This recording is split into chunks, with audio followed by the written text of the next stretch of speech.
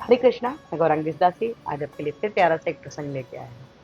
कहते हैं कि लोगों का कहना होता है कि जब हम कृष्णा का श्रृंगार करते हैं, जब कृष्ण को भोग लगाते हैं, जब कृष्ण को हम सेवा करते हैं, तो क्या वो हमारे सेवा को स्वीकार करते हैं? वो तो विग्रह है, वो तो एक मूर्ति है, पीतल की मूर्ति है, चांदी की मूर्ति है, धातु की मूर्ति है या फिर पत्थर की मूर्ति है। तो वो फिर कैसे भोग ग्रहण कर सकते हैं? वो कैसे हमारे कपड़े को जो मैंने उनको पहनाया, उसे वो स्वीकार करते होंगे? आखिर किस प्रकार से?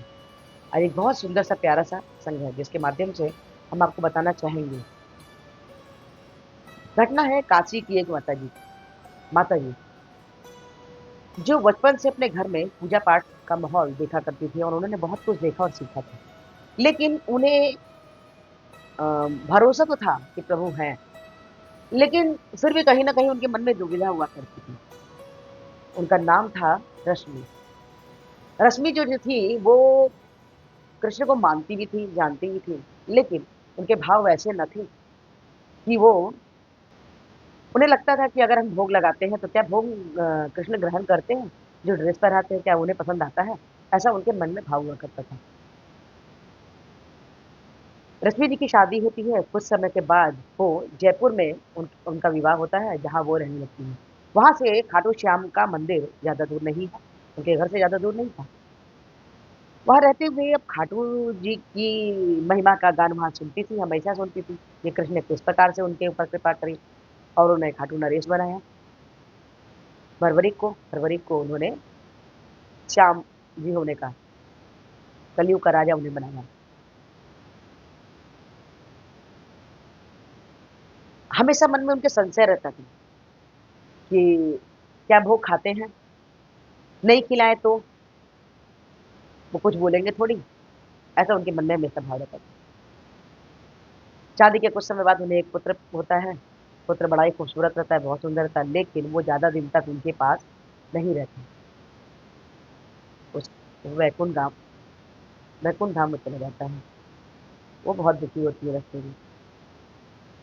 विश्वास तो था कि कृष्ण है। उन्होंने एक लड्डू गोपाल को ले आया। मथुरा वृंदावन गई थी, तो लड्डू गोपाल को लेके आई और बस भोग लगा दिया, कभी कुछ कर दिया, थोड़ा श्रृंगार कर दिया। 5 साल का समय बीत गया। प्रेम तो वो कर ही रही थी कृष्ण से, लड्डू गोपाल से अपने।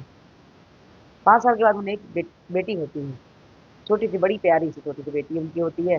जब वो 3 साल की होती है, तो वो लोगों के यहाँ लड्डू गोपाल की सेवा को देखकर अपनी माँ से अक्सर बोलती थी, "माँ, लड्डू गोपाल को आज माखन का भोग लगाओ ना।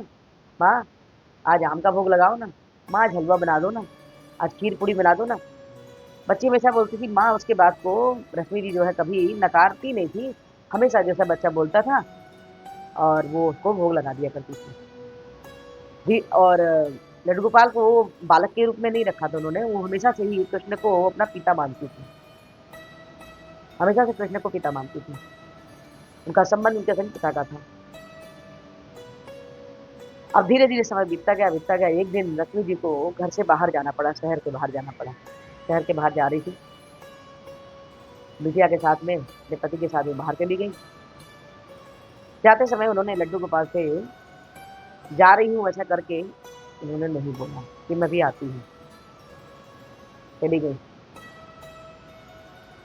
जब आती हैं तो उन्हें याद आया कि अरे यार! इस बार तो हमने अपने लड्डू गोपाल को तो आ रही हूँ मैंने बोला ही नहीं। दौड़ के बड़े दुखी मन से आती हैं, कृष्णा के पास पहुँचती तो देखती है, उनके लड्डू गोपाल की आँखें लाल-लाल बिल्कुल मोटी-मोटी हो जा गई हैं। अपने पति को आवाज़ देती है, बोलती है, "इधर आइए ज़रा देखिए, मुझे ही लग रहा है कि सच में लड्डू गोपाल की आँखें लाल हो गई हैं।"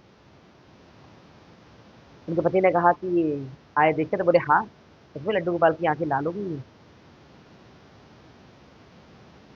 वो तुरंत बाज़ार जाती हैं और लड्डू गोपाल के लिए अपने चश्मा लेके आती हैं। दुकानदार से बोलती हैं, "मेरे लड्डू गोपाल के लिए मुझे चश्मा चाहिए।" दुकानदार भी हँसने लगा कि लड्डू गोपाल के लिए चश्मा चाहिए? हाँ, उन्हें आँख आ गई है। 2-3 दिन के बाद उनकी आँख ठीक हो जाती है। लड्डू गोपाल जैसे पहले थे वैसे ही जाते हैं। प्रेम संबंध बढ़ते जा रहा है। धीरे-धीरे एक दिन अचानक उन्हें किसी की आवाज़ सुनाई दी। बाहर से जैसे कोई बुला रहा था उन्हें। जब बाहर जाके देखती है तो वहां कोई नहीं रहता, लेकिन आवाज जानी पहचानी थी। उन्हें लगा कि उनकी जो सहेली थी वो आवाज देती गई है। बाहर आके देखी तो कोई नहीं था।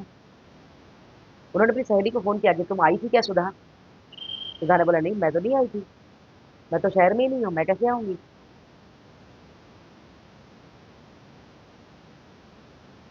उन्हें ये समझते देरी न लगी कि ये राधा रानी महारानी ने ही आवाज देकर उन्हें बुलाया था। लड्डू गोपाल से अथाह प्रेम करने लग गए, प्रेम संबंध स्थापित तो प्रभु खुद करते हैं। आप थोड़ा सा आगे बढ़ के तो देखिए। लड्डू गोपाल कभी भी वो पुत्र नहीं मानती थी, पिता ही मानती थी।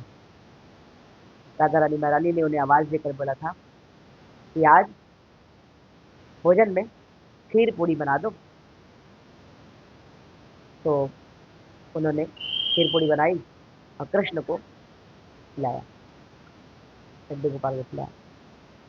लड्डू गोपाल कोई मूर्ति नहीं है, कोई विग्रह नहीं है। जब आप जाते हैं तो आप बोलेंगे कि बाजार में तो जो विग्रह होता है उसे तो भोग नहीं लगता, उसे तो कोई दुकानदार भोग नहीं लगाता, वहां तो कोई पूजा नहीं होती।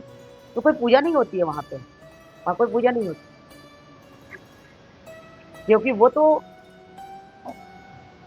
आपके निमंत्रण का इंतजार कर रहे होते हैं। जब आप उन्हें अपने घर लाते हैं तो वो प्रसन्न हो जाते हैं और आपके घर में आपके पूजा पाठ से, आपकी सेवा से वो जो है आपके साथ रहने लगते हैं जीवन में। विश्वास मानिए, प्रभु है, हमेशा आपका साथ देते हैं। ये छोटी सी घटना आपको कैसी लगी? कथा अच्छी लगी हो तो प्लीज लाइक कीजिए, शेयर कीजिए, सब्सक्राइब कीजिए और इस वीडियो को तो विनम्र प्रार्थना है कि हमारे पूरे प्यार से प्रपात हुए। हरे कृष्ण महामंत्र अपने बोले हैं लोग इस प्रकार से हैं, हरे कृष्ण कृष्ण कृष्ण हरे हरे, हरे राम राम राम हरे हरे। तो हरे कृष्ण महामंत्र जपिए और कृष्णा के सक्रिय बच्चे बने। प्लीज प्लीज प्लीज आज से एक माला जब पिछड़ कर दो, 204, 403, 408, 416 जैसे 16 माला करते हैं कृष्णा के हेतु की बातें पात्र बन जाते हैं। प्लीज आज से ही माला जपना शुरू कीजिए और कृष्णा के हेतु की बातें पात्र बनिए। हरे कृष्णा, राधे राधे।